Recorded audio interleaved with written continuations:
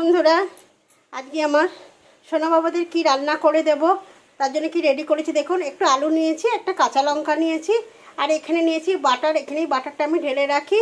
আর এই যে জায়গা নিয়েছি, আর এই যে নিয়েছি দেখুন, এর যে ডালিয়ার প্যাকেট নিয়েছি। আজকে ওদের দুপুরবেলা ডালিয়া রান্না করে দেবো। চলুন এটা দিয়ে আজকে করে দেবো ডালিয়া রান্না। চলুন বন্ধুরা করতে থাকুন। চাপিয়ে দিয়েছি, এটা হতে থাক। ডালিয়া হতে তো বেশিক্ষণ টাইম লাগে না। দেখুন আমার হয়েই এসছে ডালিয়াটা।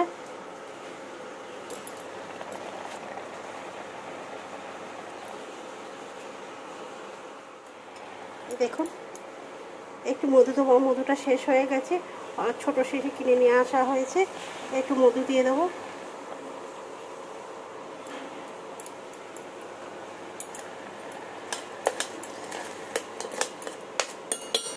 আর কি দেবো,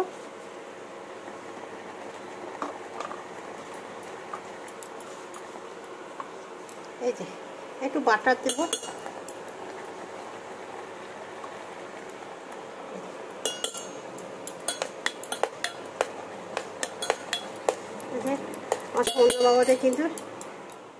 আমার সোনা বাবাদের কিন্তু ডালিয়াটা কমপ্লিট হয়ে গেছে বাটার আর মধু দিয়ে। চলুন এটাই ওদের দুপুরের খাওয়া দাওয়া। চলুন ওদের খেতে দিয়ে দিই।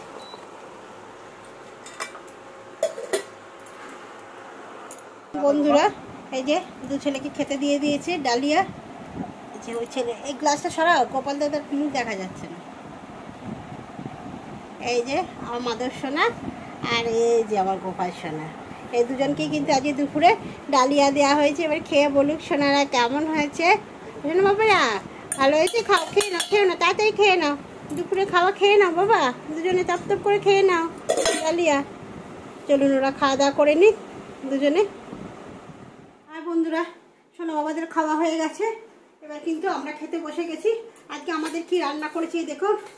উচ্ছে দিয়ে, পেঁপে দিয়ে, আলু দিয়ে একটা চচ্চড়ি করেছি। এই দেখুন, এখন কচু আলু ঝাল করেছি, আর হচ্ছে লাল শাক ভাজা। আজকে দুপুরে এটাই খাওয়া দাওয়া। আর ছেলের করেছে এই যে রুটি। ওর তো দুপুরে রুটি থাকেই, জানেনি, রুটি করেছি।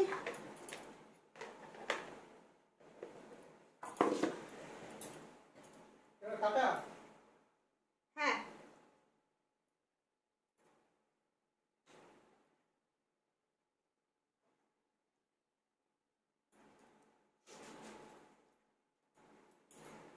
দুপুরের খাওয়াটা তিনজনে একসঙ্গেই খাই। ছেলে যখন স্কুল কলেজ ছিল তখন হতো না, এখন একসঙ্গেই খাওয়া দাওয়া হয়।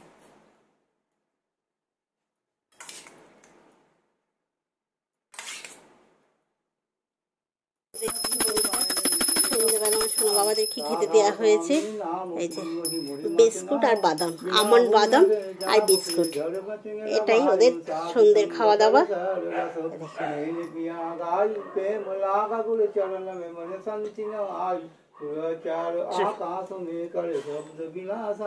धाम धाम निकचल पायो निज घर बासा ये आसे मेरे बन बस रहे चित्त उदासा बिना कृपा करो जिन चरण निवासा तुम।